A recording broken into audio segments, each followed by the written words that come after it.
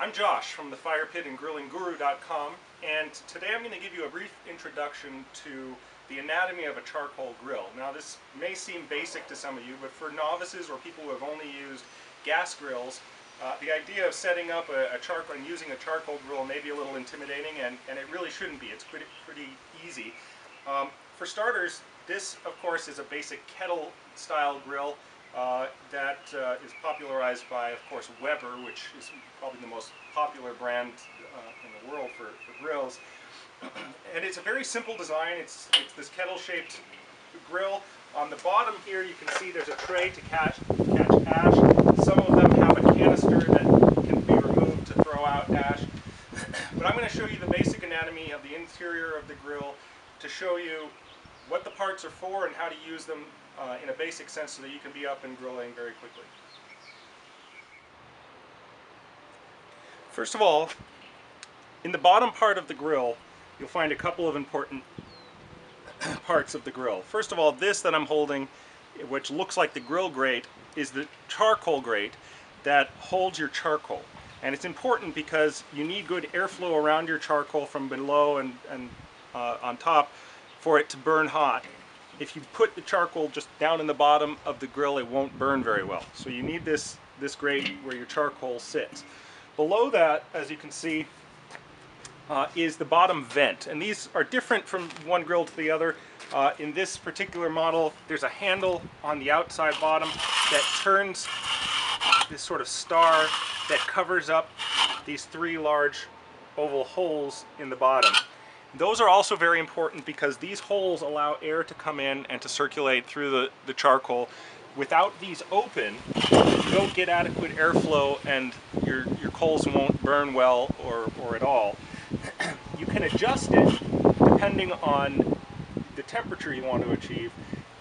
The less open the vent is, the lower temperature the coals will burn at. If you open them all the way, that's going to get you your maximum heat. So for starters, when you're starting up your charcoal grill, you want them completely open, and then you can adjust them later as needed. You're going to put your charcoal grate in the bottom, and your charcoal will sit on the charcoal grate. And once you start your charcoal, by whichever method you choose, whether it's a charcoal chimney or an electric starter or lighter fluid, you will then put the cooking grate on top. That, of course, is the grate that your actual food will cook on, with the charcoal below it. Now, basic grills usually come with a one-piece solid cooking grate. This one is nice. It has hinged sides on both sides. There are also some that are hinged in the middle, so you can lift up a whole side. And that's nice because if you're cooking for long periods of time, or if you're smoking and using smoking woods, you can add smoking wood chunks or chips or more charcoal in the middle of cooking without having to get, big heavy oven mitts and lifting the whole thing up with food on it. This very easily with your tongs you can lift it up, throw in some more coals, and they'll start to heat up in contact with the other coals that are already going. Now finally, of course, is the lid of the grill. The lid is very important actually because it helps to hold in heat so that when your food is cooking inside, you make use of the smoke and the heat that is moving around your food, not just the radiant heat from the coals below. So it holds in heat and helps to roast and cook your food inside. On the top you can see there is also a vent here that's adjustable. Right here I have a grill thermometer inserted through one of the vents so that I can tell the temperature within the grill. So if you're aiming for a certain temperature, you can find out what the temperature inside the grill when it's closed is with a thermometer such as this. The vents are also important, just like the bottom vents. If they're open all the way, you're going to get the maximum airflow up through the bottom and through your coals, and you're going to get the hottest temperatures.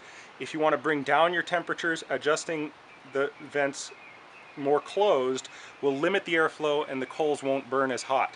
So if you're going for long, slow cooking or smoking, you're going to close those almost completely closed. If you completely close all the vents, your charcoal will actually extinguish. It'll go out, and that's a good way when you're done cooking to put out the fire, and you can actually save charcoal and reuse some of the charcoal the next time. But during cooking, you never want to close them completely, but for low temperatures, you're going to just leave a little bit of a crack open, both here and on the bottom, so that there's just a little bit of airflow through and keeps your temperature in the range that you want it.